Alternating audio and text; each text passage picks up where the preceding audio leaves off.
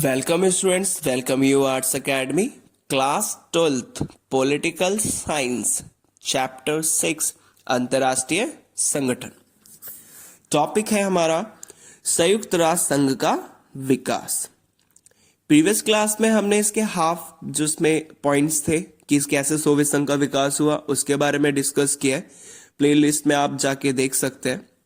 इसके बाद अब हम इसी टॉपिक के नेक्स्ट जो हमारा अगला पॉइंट है उसके बारे में डिस्कस कर रहे हैं।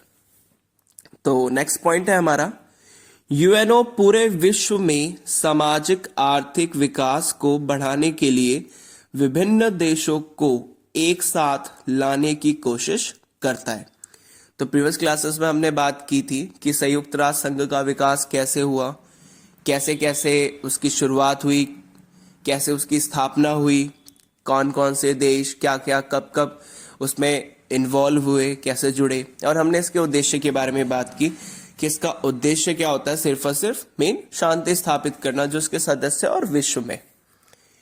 इसके बाद इसका दूसरा काम क्या है? इसका दूसरा काम यह है सामाजिक आर्थिक विकास भी करना। जो विभिन्न देशों में कई सारे देश, आप सभी को पता है कि सारे देशों की स्थिति एक जैसी है नहीं, तो कुछ अमीर है तो कुछ गरीब है, तो कुछ बीच के है, मिडल है, मतलब कि ना वो गरीब है ना ही वो अमीर है। तो यूएनओ का काम क्या है? यूएनओ को एक तो शांति स्थापित तो करना है, लेकिन इसके साथ साथ इसका एक और भी काम है क्या कि सामाजिक आर्थिक विकास को बढ़ाने के लिए विभिन्न देशों को एक साथ लाना। मतलब कि सभी देशों में क्या हो, सामाजिक सोसाइटी का विकास हो, मतलब सभी लोग पढ़े लिखे, उनको अच्छी स्वास्थ्य सुविधाएं मिले, व्यापार हो ज्यादा, इसके लिए काम करना। इसके साथ आर्थिक विकास मतलब कि देशों के अंदर क्या करना, बिजनेस को बढ़ाना। तो ये सारी चीजें भी यूएनओ करता है, कोशिश करता है। इसके बाद नेक्स्ट पॉइंट आता है 2011 तक यूएनओ के सदस्यों की संख्या, मतलब कि 2011 के आंकड़े की बात करते हैं तो इसके सदस्य की संख्या कितनी थी? 193। ये आपसे पूछ सकता है कि यूएनओ के सदस्यों की संख्या 2011 में कितनी थी, तो आपको बताना है 193।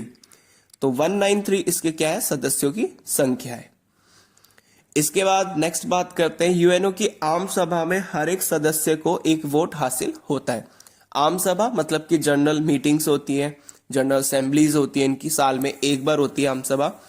तो उस सभा में जितने भी इसके सदस्य देश हैं वो आते हैं, और उन सभी सदस्य के देशों के कौन आते हैं, जैसे जो जो उनके मेन होते हैं, कोई प्रेसिडेंट मेन होता है, राष्ट्रपति मेन होता है तो राष्ट्रपति आते हैं, कोई प्रधानमंत्री मेन होता है तो प्रधानमंत्री, कोई रूलर होता है तो वो जो भी है, जो वहां के मेन है वो सारे आते हैं। और उन सभी को, हर एक देश को क्या होता है, हर एक सदस्य जो इनका देश होता है उसको एक वोटिंग राइट हासिल होता है। इसके बाद इसी का यूएनओ का एक और अंग है जिसको हम सुरक्षा परिषद के नाम से जानते हैं। तो इसके बारे में थोड़ी सी बात करते हैं। तो सुरक्षा परिषद की बात करें तो इसमें भी सदस्य होंगे। तो सुरक्षा परिषद में जो टोटल सदस्यों की संख्या रखी गई है वो 15 रखी गई है। तो इसमें से 15 में से 10 अस्थायी है और 5 स्थायी सदस्य हैं। 5 स्थायी सदस्य कहने का मतलब कि 5 इसमें हमेशा परमानेंट रहते हैं, और जो 10 होते हैं वो टेम्परेरी होते हैं, एक टाइम के बाद उनको बदल दिया जाता है। तो इसमें नेक्स्ट पॉइंट ये निकल के आता है कि सुरक्षा परिषद में 5 स्थायी सदस्य हैं। कौन कौन है 5? सबसे पहले अमेरिका, यूएसए, दूसरा रशिया, तीसरा ब्रिटेन, चौथा फ्रांस, और लास्ट में आ जाता है चीन। तो ये 5 इसके क्या माने गए हैं? में स्थायी सदस्य हैं, वो भी किसके? सुरक्षा परिषद के। तो आपसे ये भी पूछ लेगा कि सुरक्षा परिषद के कितने स्थायी सदस्य हैं, तो आपको बताने हैं 5। टोटल कितने हैं? 15, और 10 इसके अस्थायी होते हैं। मतलब कि टोटल 15 है, 15 में से 5 स्थायी सदस्य होते हैं, 10 अस्थायी होते हैं। इसके बाद ये भी पूछ सकता है कि कौन कौन से इसके सदस्य देश है, मतलब कि 5 स्थायी सदस्य कौन से हैं सुरक्षा परिषद के, तो आप बता सकते हो अमेरिका, रशिया, ब्रिटेन, फ्रांस और चीन। अब हम बात करते हैं महासचिव के बारे में। महासचिव की बात करें तो आज के यूएनओ के वर्तमान महासचिव कौन है? Antonio Guterres. एंटोनियो गुटेरेस आज के क्या है, मतलब वर्तमान क्या है? महासचिव है, मतलब हेड है किसके? यूएनओ के। इसके बाद अगर हम बात करें तो यूएनओ को 9वें महासचिव है ये। इसके बाद इनकी और थोड़ी बात की जाए तो उन्होंने महासचिव का पद 1 जनवरी 2017 को संभाला था। किसने संभाला था? एंटोनियो गुटेरेस के बारे में बात हो रही है। तो सबसे पहले बात की तो आज के टाइम पे क्या है, वो महासचिव है। इसके बाद 9वें महासचिव है। और इसके बाद अगर इनके पद संभालने की बात की जाए, मतलब कब से ये अपॉइंट हुए थे, तो 1 जनवरी 2017 को इन्होंने पद संभाला था। इसके बाद ये 1995 से लेकर 2002 तक 1995 से लेकर 2002 तक ये पुर्तगाल के क्या थे? प्रधानमंत्री थे। 1995 से लेकर 2000 तक ये क्या थे? पुर्तगाल के प्रधानमंत्री थे। इसके बाद बात करते हैं तो इसके बाद आ जाता है 2005 से, मतलब 2005 से लेकर 2015 तक United Nations high commissioner for refugees ये क्या थे? रहे थे। मतलब कि 2005 से लेकर 2050 तक ये किस में थे? United nation high commissioner for refugees में ये रहे थे पद पर। उसमें पद मतलब इनको मिला हुआ था, पोस्ट मिली हुई थी।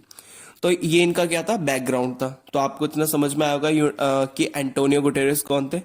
9वें महासचिव थे ना, महासचिव है। इसके साथ साथ इनका जो मतलब जब इन्होंने पोस्ट कब बने थे, कब संभाली थी, तो 1 जनवरी 2017 को इन्होंने संभाली थी। इससे पहले क्या करते थे? ये 1995 से लेकर 2002 तक पुर्तगाल के क्या थे? राष्ट्र प्रधानमंत्री थे।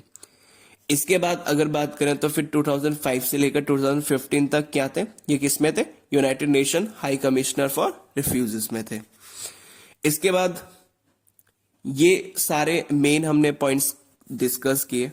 अब हम इसी के टॉपिक में एक और निकल के आ जाता, सब टॉपिक इंपॉर्टेंट है। अब बात करते हैं कि यूएनओ की प्रमुख एजेंसियों के ऊपर बात करेंगे कि इसकी और कौन कौन सी एजेंसियां हैं, कौन कौन सी इसकी शाखाएं हैं।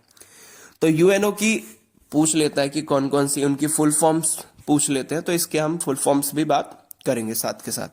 तो सबसे पहले जो इसकी प्रमुख है वो है WHO।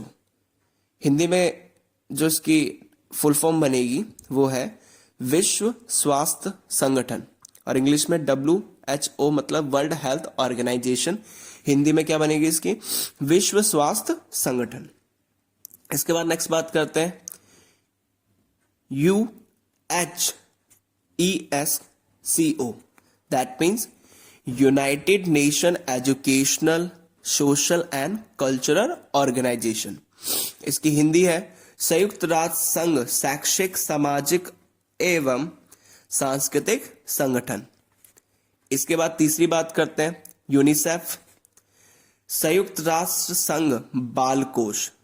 अब इसकी इंग्लिश में बनेगा यूनाइटेड नेशंस चिल्ड्रंस फंड।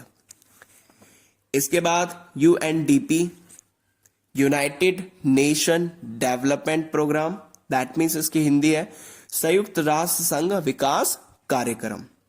इसके बाद UNHRC, फुल फॉर्म है United Nations human rights commission, संयुक्त राष्ट्र संघ मानव अधिकार आयोग।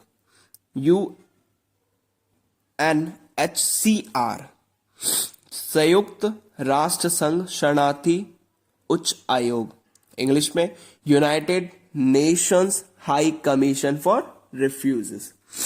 इसके बाद UNCTAD, संयुक्त राष्ट्र संघ व्यापार एवं विकास सम्मेलन। तो ये क्या थी? ये सारी की सारी इसकी प्रमुख एजेंसियां हैं। आपको ये सारी एजेंसियां या फिर मेन इनकी सभी की फुल फॉर्म्स बहुत अच्छे से याद करनी है। इसके साथ साथ और भी जो कई सारे चैप्टर्स में दे रखी है, फॉर द एग्जाम्पल्स अगर हम बात करें तो आपने फर्स्ट चैप्टर में पढ़ा होगा नाटो की फुल फॉर्म क्या है, या नाटो की फुल फॉर्म के बारे में पढ़ा था हमने। इसके बाद आ जाती है सेंटो हो गया, सीटो हो गया। तो ऐसे ही कई सारी फुल फॉर्म्स या फिर मीन शॉर्ट फॉर्म्स या फिर बात की है, तो आपको वो अच्छे से याद करके चलनी है, उनको अच्छे से आपको माइंड में रिकॉल करके रखना है कि इसकी फुल फॉर्म क्या है। हिंदी इंग्लिश दोनों में आप रख सकते हो, कोई इशू नहीं है। लेकिन उनको याद करना इनको बहुत ज्यादा, चैप्टर के साथ आप इनको याद करते जाइए। ये नहीं कि अब एक साथ में ही सारे याद कर ले, नहीं, एक साथ अगर आप सारे याद करोगे तो वो बहुत ज्यादा डिफिकल्ट हो जाएगा। अगर आप चैप्टर वाइज ही सारे के सारे याद करते हुए चल रहे हो तो आपको उसको याद करने में, रिकॉल करने में काफी इजीली आसानी रहेगी। तो होप सो ये टॉपिक आपको समझ में आया होगा। Thank you.